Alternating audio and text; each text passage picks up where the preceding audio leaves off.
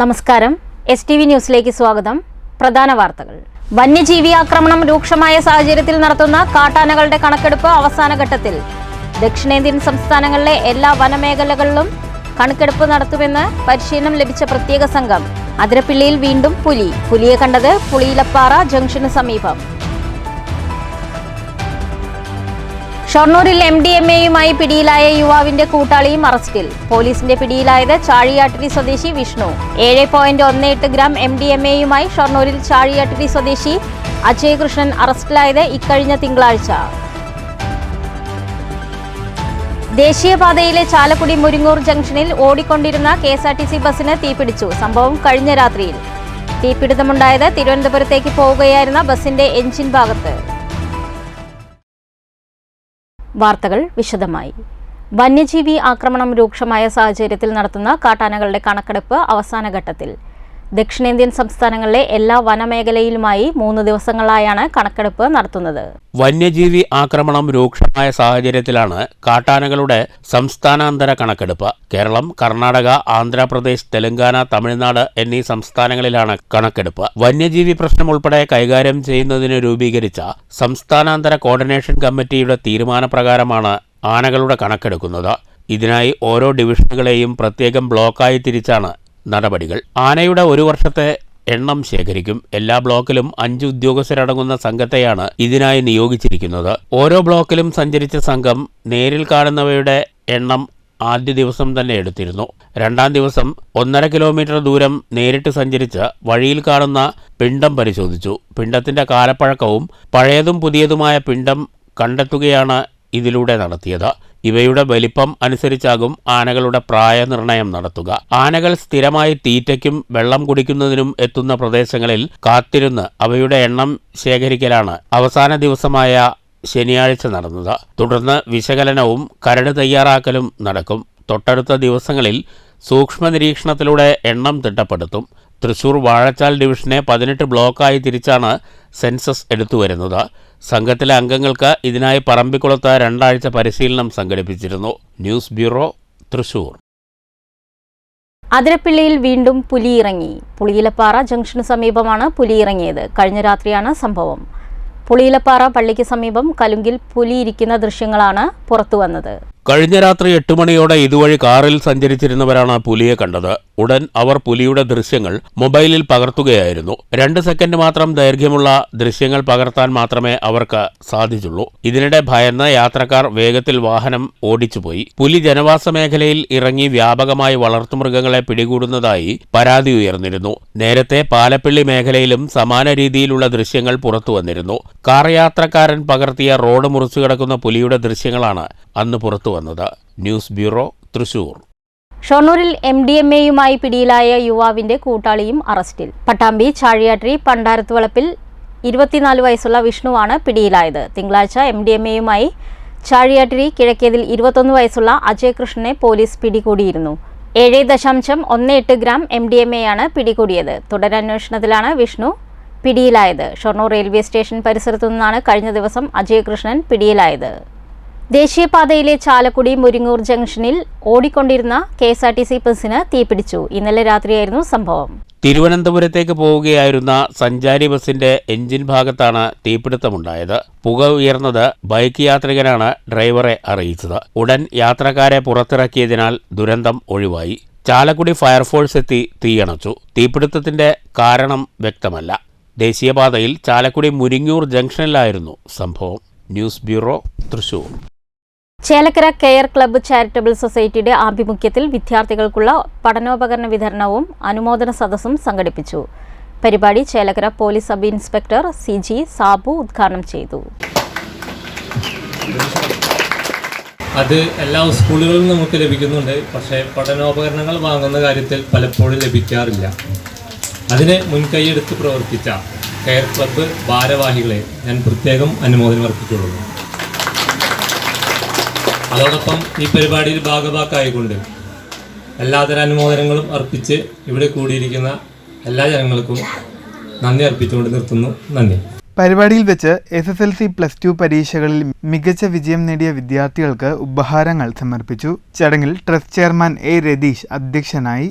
തോട്ടുവലം ജുമാ മസ്ജിദ് ഖത്തീബ് സുലൈമാൻ അൽ മദനി മുഖ്യപ്രഭാഷണം നടത്തി. ആധ്യാത്മികാചാര്യൻ അച്യുതൻകുട്ടി പുന്നശ്ശേരി വിശിഷ്ട അതിഥിയായി.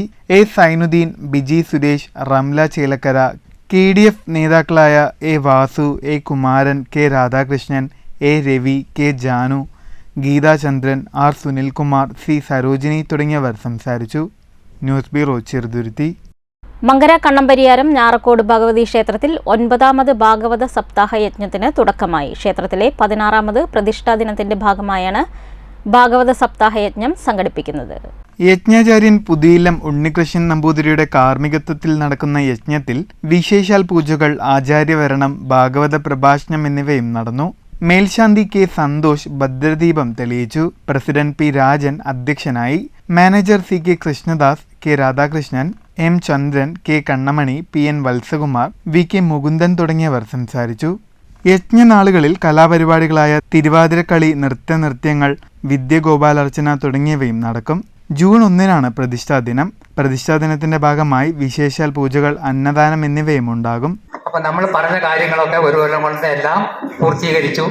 ഇനി നമ്മുടെ സപ്താഹം വളരെ ഗംഭീരമായി നടത്താനുള്ള സഹകരണം നിങ്ങളുടെ നാട്ടുകാരുടെ എല്ലാ ഭക്തജനങ്ങളുടെയും ഉണ്ടാവണമെന്ന് ഞാൻ അഭ്യർത്ഥിക്കുകയാണ്. നമ്മുടെ ആചാര്യന്മാരെ ഇവിടെ എത്തിച്ചേർന്നിട്ടുണ്ട്. ഭദ്രദീപം തെളിയിക്കുന്നത് നമ്മളെ മേൽശാന്തിയാണ്.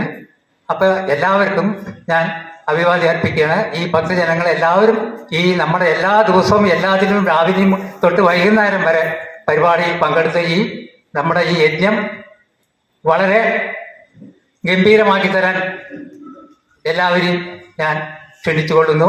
News bureau Pathiripala.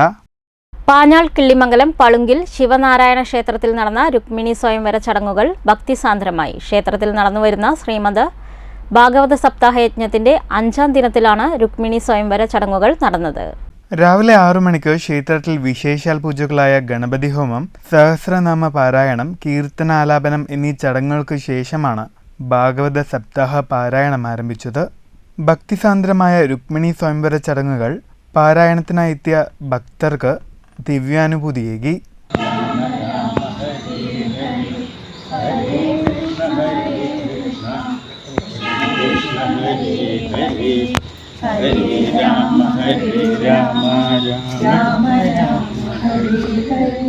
തുടർന്ന് മംഗല്യദോഷ നിവാരണം, നിവേദ്യം, പൂജാദ്രവ്യം, അർച്ചന, വൈകിട്ട് 6 മണിക്ക് ദീപാരാധന, ദീപസ്തംഭം തെളിയിക്കൽ എന്നീ ചടങ്ങുകളും നടന്നു.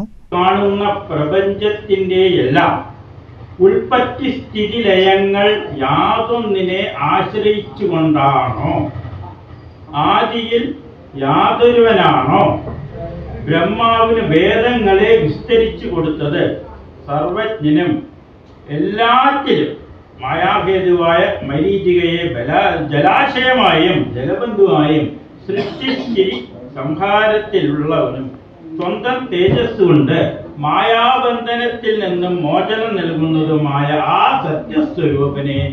News bureau Cheruthuruthy. Kongad Kairali agricultural cooperative സൊസൈറ്റിയുടെ 1ാം വാർഷികാഘോഷങ്ങളുടെ ഭാഗമായി പരിസ്ഥിതി പ്രവർത്തകരെ ആദരിച്ചു. പരിപാടി ചെയർമാൻ വി അശോകൻ ഉദ്ഘാടനം ചെയ്തു.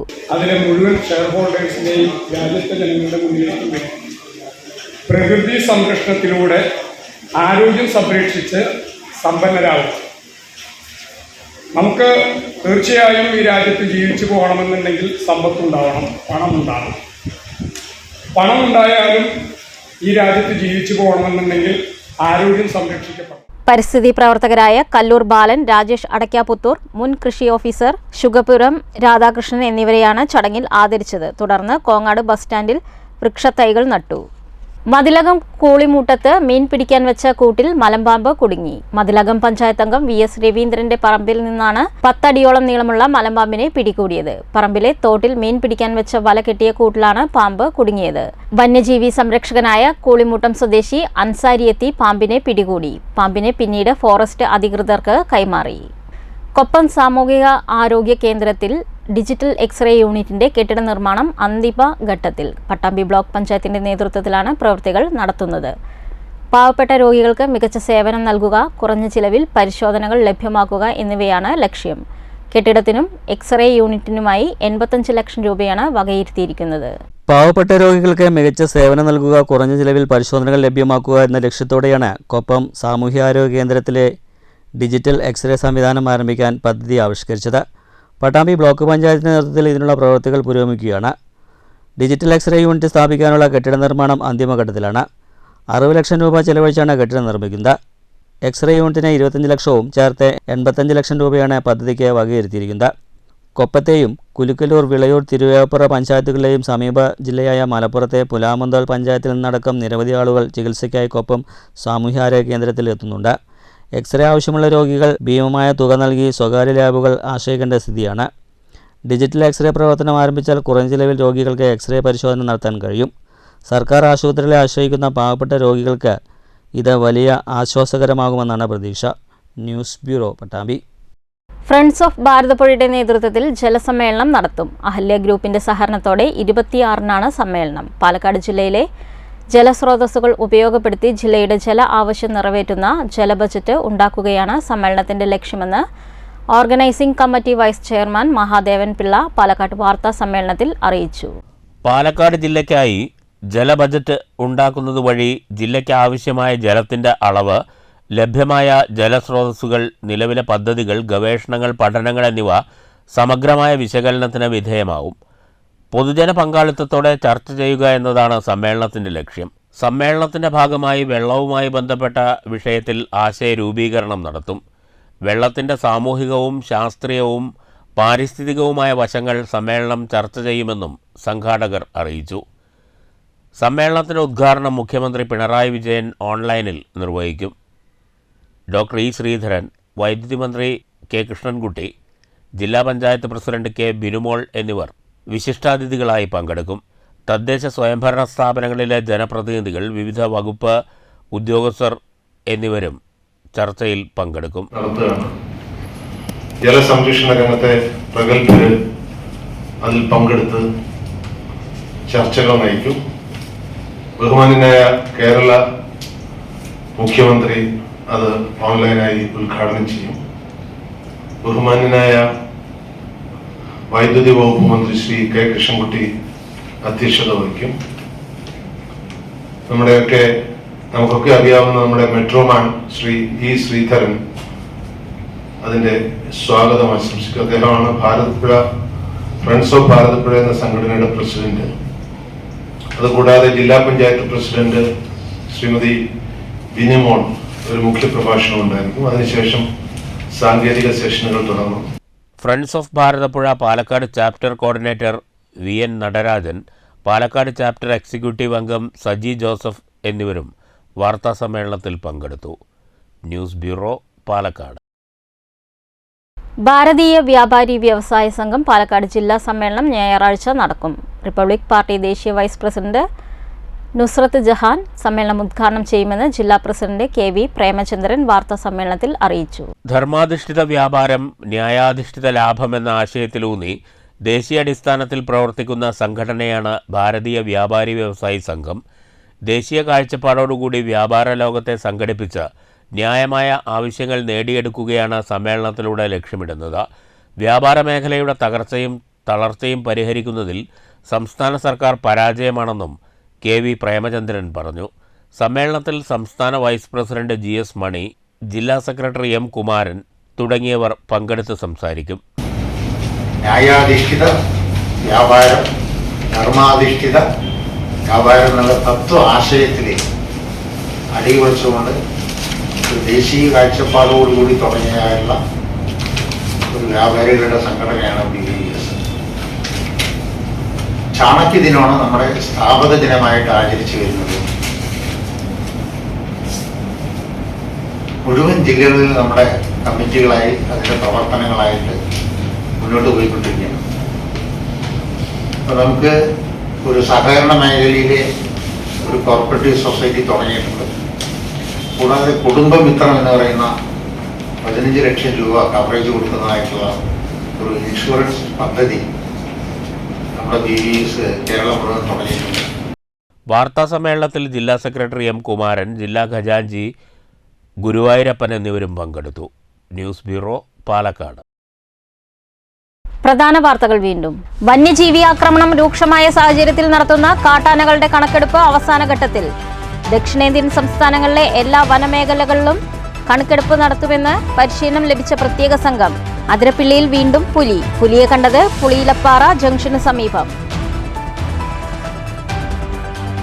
ഷൊർണൂരിൽ MDMAയുമായി പിടിയിലായ യുവാവിന്റെ കൂട്ടാളിയും അറസ്റ്റിൽ. പോലീസിന്റെ പിടിയിലായത് ചാഴിയാട്ടിരി സ്വദേശി വിഷ്ണു. 7.18 ഗ്രാം MDMAയുമായി ഷൊർണൂരിൽ ചാഴിയാട്ടിരി സ്വദേശി അജയ് കൃഷ്ണൻ അറസ്റ്റിലായത് ഇക്കഴിഞ്ഞ തിങ്കളാഴ്ച. ദേശീയപാതയിലെ ചാലക്കുടി മുരിങ്ങൂർ ജംഗ്ഷനിൽ ഓടിക്കൊണ്ടിരുന്ന KSRTC ബസിന് തീപിടിച്ചു. സംഭവം കഴിഞ്ഞ രാത്രിയിൽ. തീപിടുത്തമുണ്ടായത് തിരുവനന്തപുരത്തേക്ക് പോവുകയായിരുന്ന ബസിന്റെ എഞ്ചിൻ ഭാഗത്ത്. ഈ വാർത്താ ബുള്ളറ്റിൻ അവസാനിക്കുന്നു. നമസ്കാരം.